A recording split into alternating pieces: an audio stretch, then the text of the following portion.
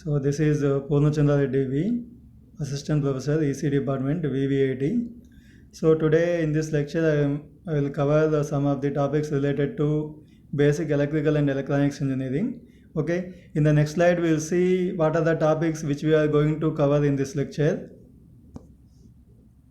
Okay, the topics which we are going to cover in this lecture are first we starts with extrinsic semiconductors, then classification of extrinsic semiconductors based on type of impurity added. So if the added impurity is pentavalent impurity, then it is n-type semiconductor. If the added impurity is trivalent impurity, then it is said to be p-type semiconductor. Why? Because if you add pentavalent impurity, the number of electrons dominates number of volts. That's why that is n-type semiconductor.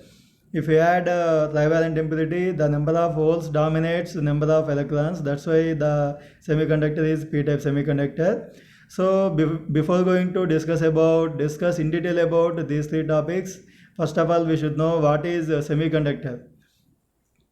Okay, in the lecture 1 we classified materials into three types based on forbidden gap. Okay, if you see the classification mainly includes insulators, conductors and semiconductors. Okay, so the insulators, if you see the energy band diagram, the forbidden gap between valency band and conduction band is very large. So it is in the order of 19 electron volts. Since the forbidden gap is very large, even if you apply some thermal energy or if you increase temperature, the electrons present in conduction band, they can't move to valency band. So since conduction band is since conduction band doesn't have any free electrons, the conductivity of insulator is very poor. So now we can define insulator like the materials which have poor conductivity, they are known as insulators, or you can say which doesn't allow flow of electric current. Okay, so that's about insulators. Next if we see about conductors, so the materials which are having high conductivity, they are known as conductors. So and also you can define other way like the materials which allows electric current, they are known as conductors. So in lecture 1 if you observe the energy band diagram of conductors, so there is no forbidden gap between valency band and conduction band. Okay, so the valency band and conduction band, they overlaps with each other. So the conduction band is almost filled with free electrons. That's why the conductivity of conductors is very high. So since conductivity is very high, they allows electric current. So that's about insulators and conductors. So based on insulators and conductors, now we can define what is semiconductor. So the materials which are having conductivity lies in between insulators and conductors known as semiconductors. Okay, so if you see the energy band diagram of semiconductor in lecture 1, so the forbidden gap or energy band gap is in the order of 1 electron volt. Even though the forbidden gap is very small, at low temperatures the electrons present in valency band, they can't move to conduction band. That's why at low temperatures the semiconductors acts as insulators. But if you increase temperature or thermal energy, the electrons present in valency band, they starts moving to conduction band. As you increase temperature more and more, the more and more electrons, they are traveling from valency band to the conduction band. So once conduction band, the free electrons in conduction band increases, the conductivity of the material or semiconductor is also increases.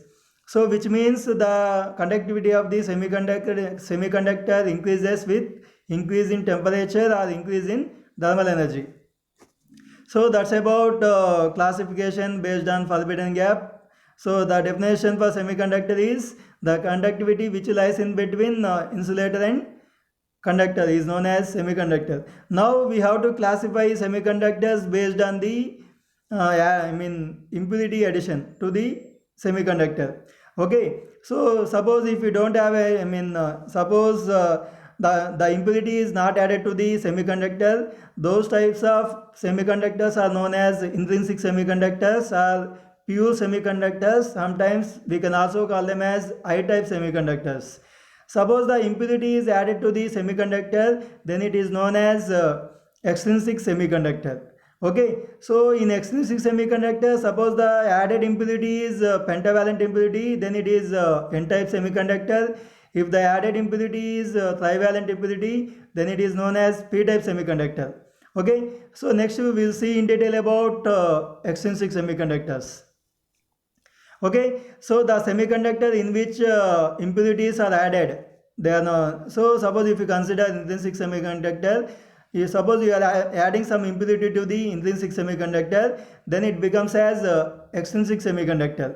Okay, so now what is the process of adding impurities to the intrinsic semiconductor? So the process of adding impurities to the intrinsic semiconductor is known as doping. So doping is nothing but adding impurities to the intrinsic semiconductor. Suppose what happens if you add if you dope the intrinsic semiconductor.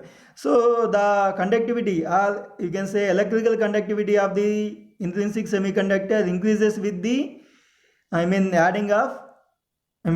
increases with the doping. As you increase doping, the conductivity also increases. Okay.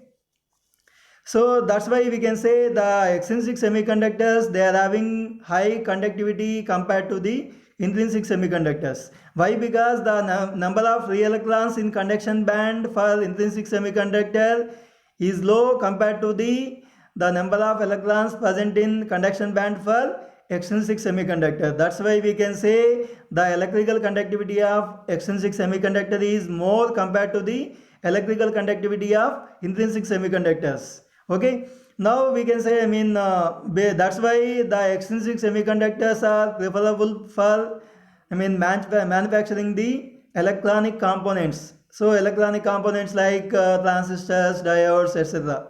Okay, since conductivity is very high, we prefer extrinsic semiconductors to manufacture the electronic components.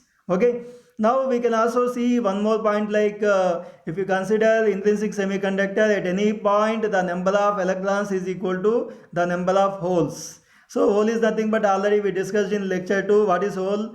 So if the electron is moving from valency band to the conduction band, it leaves some vacant space. That vacant space is nothing but hole.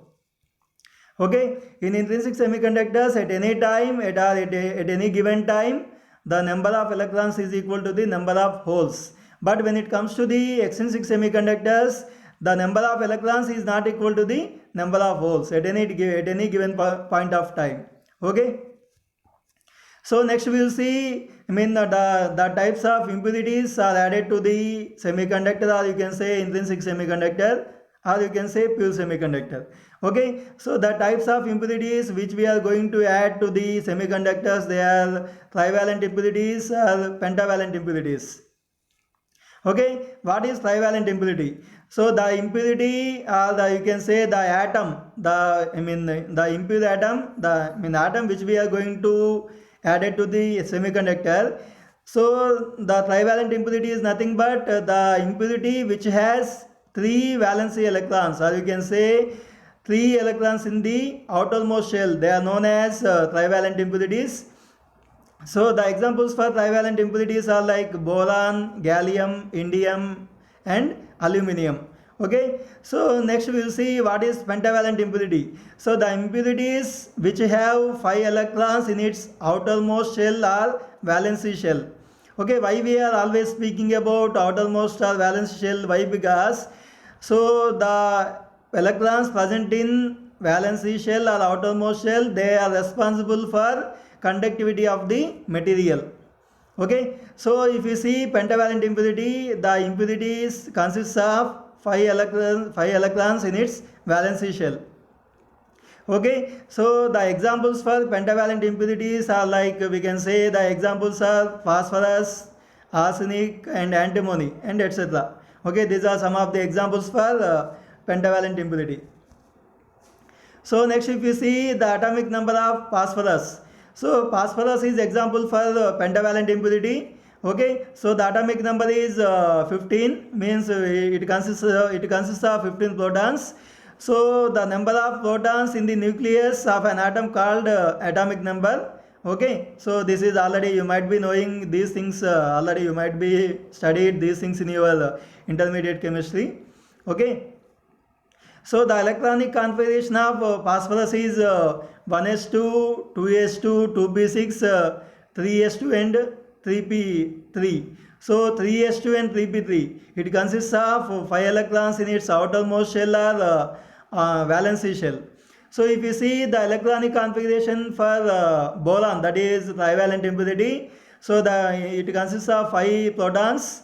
Okay, the electronic configuration is 1s2, 2s2 and 2p1. So the valency shell or outermost shell consists of 3 electrons, that is 3s2 and 2s2 and 2p1. So the electronic configuration is 1s2, 2s2, 2p1. Okay, the outermost shell consists of total 3 electrons, that is 2s2 and 2p1. Okay, so this is about the atomic numbers and electronic configuration of pentavalent impurity, that is phosphorus, trivalent impurity, that is boron. So this is the atomic structure of phosphorus and boron. If you see clearly, the nucleus is in between, which is present at the center. Okay. So if you see, phosphorus, the atomic structure, or you can say, electronic configuration. So the first orbit consists of 2 electrons, that is 1s2. So that second orbit consists of total 8 electrons, that is 2s2 and 2p6. The third orbital, you can say outermost orbital, you can say valency orbital, you can say valency shell. So which consists of total 5 electrons, that is 3s2 and 3p3, total 5 electrons. Similarly, if you see trivalent atom, the example is boron. So which the atomic number is 5. The first orbit consists of total 2 electrons, that is 1s2. The second orbit consists of total 3 electrons, that is 2s2 and 2p1. So since it consists of 3 electrons in its valency shell, it is said to be trivalent atom. So this is about the atomic structure of the pentavalent atom, that is phosphorus, and trivalent atom, that is boron. Okay, so based on the type of impurity added to the semiconductor, the extrinsic semiconductors are classified into 2 types. One is n-type semiconductor, other one is p-type semiconductor. If the added impurity is pentavalent impurity, you can say the semiconductor is n-type semiconductor.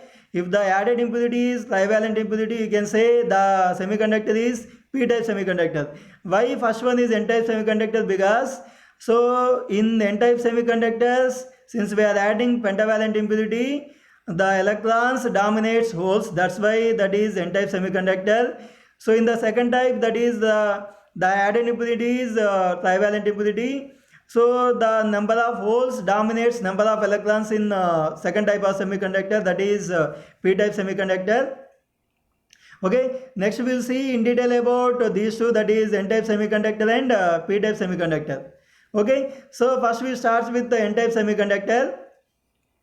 Okay, so if you see, when a pentavalent impurity is added to the intrinsic or pure semiconductor, so already we know the example for intrinsic semiconductor, they are silicon or germanium. So they are best examples for intrinsic semiconductors. Suppose you are adding pentavalent impurity to the intrinsic or pure semiconductor, they are silicon or germanium, then it is said to be n-type semiconductor. Okay, so here already we know the pentavalent impurities are like phosphorus, arsenic, antimony, etc. So we are adding those impurities to the intrinsic semiconductor, then it becomes n-type semiconductor. So okay, so if you consider one of the examples for pentavalent impurity is phosphorus, which consists of 5 electrons in its valency shell. That's why it is known as pentavalent impurity.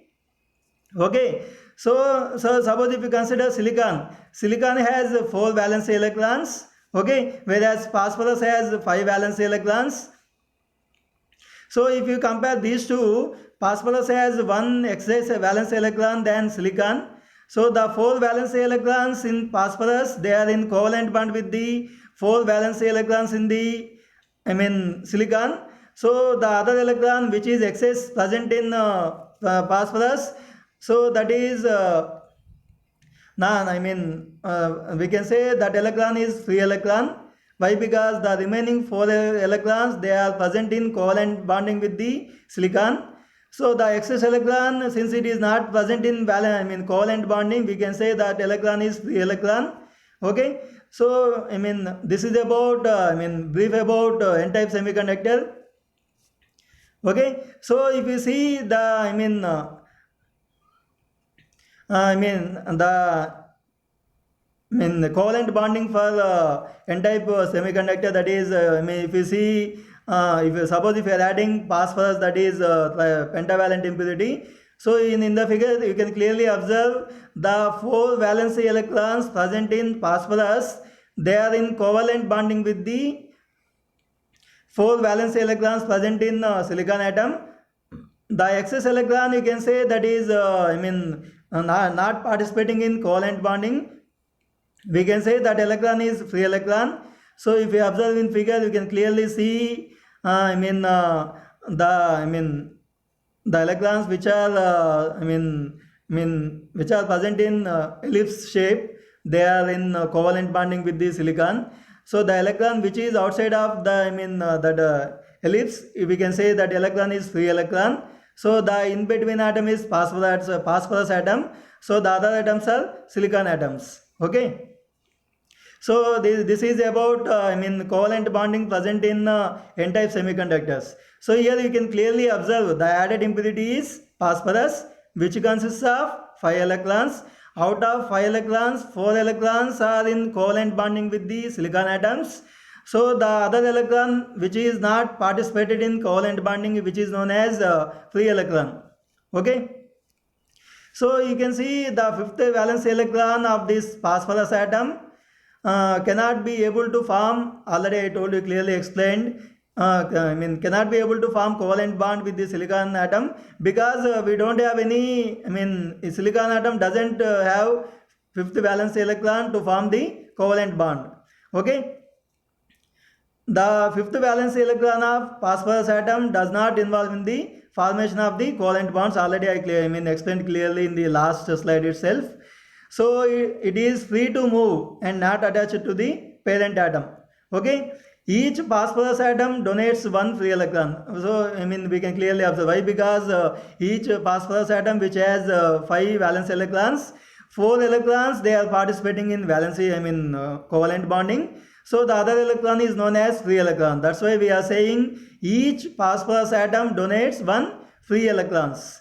All the pentavalent impurities, we can say they are called as donors. Why? Because so if you see pentavalent impurity, all pentavalent impurities, they are having 5 valence electrons, or you can say 5 electrons in its outermost shell. So out of 5 electrons, 4 electrons they are participating in covalent bonding. So the other electron is free. That's why we are saying all pentavalent impurities are donor impurities, or you can say simply to say donors. Okay. So if you see the number of free electrons, so now we say each phosphorus atom is donating 1 electron. So now how many such electrons are present in the n-type semiconductor, now we will see. So the number of free electrons present in the n-type semiconductor depends on the amount of impurity added to the silicon, or you can say that is germanium also. So I told you already the example for intrinsic semiconductors are like silicon or germanium. Okay. Now the number of free electrons present in n-type semiconductor, which depends on the amount of doping added, or the amount of impurity added to the silicon or germanium. Okay. Now if we clearly observe, even with the small addition of impurity to the intrinsic semiconductor, which generates millions of free electrons. Okay. So no need to add large amount of impurity. With the small addition of impurity to the intrinsic semiconductor, which is pentavalent impurity, so which produces millions of free electrons in the n-type semiconductors. Okay. So if we clearly observe when you compare n-type semiconductor with the normal intrinsic semiconductor, in intrinsic semiconductor the free electrons forms when you increase the temperature or when you apply some thermal energy.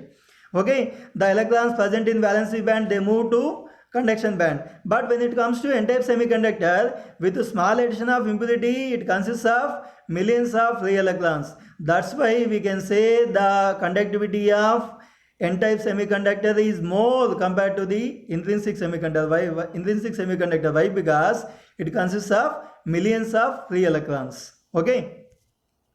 So now if you can see, now here we will discuss about the conduction process in n-type semiconductor. Okay, what is meant by conduction process? If you apply some electric field to the n-type semiconductor, so you can see, you can clearly observe in the figure.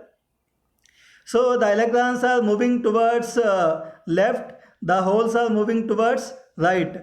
So electrons are attracted towards the positive polarity of the applied electric field, or you can say battery. Okay, the holes present in n-type semiconductor, so they are attracted towards the negative polarity of the applied electric field. Why? Because in general we know already the like charges repels with each other, the opposite charges attracts with each other. Okay, so here you can clearly see when voltage is applied to the n-type semiconductor, the free electrons move towards the positive terminal of the applied voltage. Already I explained in the last slide itself. Okay, so if you see the movement of holes, the holes move towards the negative terminal of the applied voltage. So already we discussed this thing in lecture 2, that is the movement of electrons and holes is in opposite with each other. Okay, if we see in n-type semiconductor, the electrons concentration is very much high compared to the holes concentration. Why? Because the added impurity is trivalent impurity. So each such atom donates one free electron. If you add a small amount of impurity to the intrinsic semiconductor, it produces millions of electrons. In that way, we can say the electron concentration is very high compared to the hole concentration in n-type semiconductor. Okay, so you can say one more point from the above point, that is in n-type semiconductor, the majority charge carriers are electrons. Why? Because electrons concentration is very high. Okay, you can say one more point, that is in n-type semiconductors, the minority charge carriers, they are holes. Why? Because the number of holes present in n-type semiconductor is very less compared to the number of electrons present in the n-type semiconductor. That's why we can call holes as minority charge carriers in the n-type semiconductor. So that's why we can say the conduction process present in the n-type semiconductor is mainly because of electrons. Why? Because electrons are the dominant charge carriers in the n-type semiconductor because of addition of pentavalent impurity to the semiconductor. Okay, so now we will see, this is about theoretical explanation. Next we will see current density in n-type semiconductors. Okay, already we studied current density in conductors, current density in semiconductors. Now we will see what is the current density in n-type semiconductors. Now before going to discuss in detail about current density in n-type semiconductors, first of all we should know what is current density. So already we defined in lecture 1, that is current density is defined as current per unit area, that is J is equal to I by A. So there we use current I is equal to Q by T, then T is equal to length divided by velocity, velocity is equal to mobility into applied electric field. So and also we use by putting all these things in current density equation, that is J is equal to I by A. Finally, we arrived at J is equal to sigma times E, where sigma is the conductivity, E is the applied electric field. What is sigma? If it is, since conductor is having only electrons, that is NQ mu N. That is, N is the electron concentration, Q is the charge of the electron, mu N is the mobility of the electron. Okay, now by using that we derived current density in semiconductors, that is J is equal to sigma E, same, where sigma includes two terms, conductivity due to electrons and conductivity due to holes. So that is NQ mu N plus PQ mu P. So what is NQ mu N?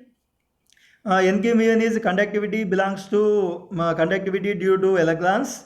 PQ mu p is conductivity due to holes. Okay, so there N is the electron concentration, P is the holes concentration, Q is the charge of the electron and charge of the hole.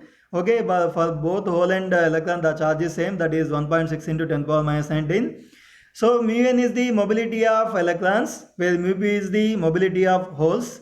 So by using that expression, now if you see, by using the same expression, that is J is equal to NQ mu n plus PQ mu p into E. So but when it comes to n-type semiconductors, already we discussed the electron concentration dominates. So the electron concentration, which we are calling it as donor concentration, ND, okay, that is because of doping. So N is equal to ND, which is far greater than holes concentration, that is P. Okay, so because of that the current density is approximately equal to Y, because we are ignoring the term that is PQ mu p into E. Why? Because the holes concentration is very less compared to the electrons concentration. That's why we are neglecting the holes concentration. So in that way the current density becomes Jn, that is current density in n-type semiconductors. Jn is equal to, so in place of n we put Nd, that is donor concentration, Nd into Q into mu n into E, where Nd is the donor concentration. So here it is nothing but electron concentration. Q is the charge of the electrons, okay, where mu n is the mobility of the electrons, Jn is the current density in n-type semiconductor. Okay, so this is about n-type semiconductor, extrinsic semiconductors, and one of the type of n-type extrinsic semiconductor, that is n-type semiconductor. So in the in this part we clearly discussed about the definition of semiconductor and classification of semiconductors, then classification of extrinsic semiconductors. At the end we clearly discussed about n-type semiconductor. Why it is n-type semiconductor? Because the added impurity is pentavalent impurity. If the added impurity is, it is n-type semiconductor. If the added impurity is trivalent impurity, we can call it as p-type semiconductor. Why n-type? Because so the number of electrons dominates in n-type semiconductor. So if we, why since added impurity is pentavalent impurity, it consists of excess electron which is not participating in covalent bonding. So suppose if we are adding small amount of impurity, it produces millions of free electrons in n-type semiconductor. So that's why in that way we can say the electrons concentration dominates in n-type semiconductor. So the majority charge carriers are electrons in n-type semiconductor. The minority charge carriers are p-type, holes in n-type semiconductor. And at the end we clearly discussed about current density in n-type semiconductor by using current density for semiconductors. So this is about this session. So in the next lecture we'll discuss about the other classification, that is p-type semiconductor. When you add trivalent impurity to the intrinsic semiconductor, then it becomes p-type semiconductor. We will clearly discuss about p-type semiconductors in the next lecture. Thank you.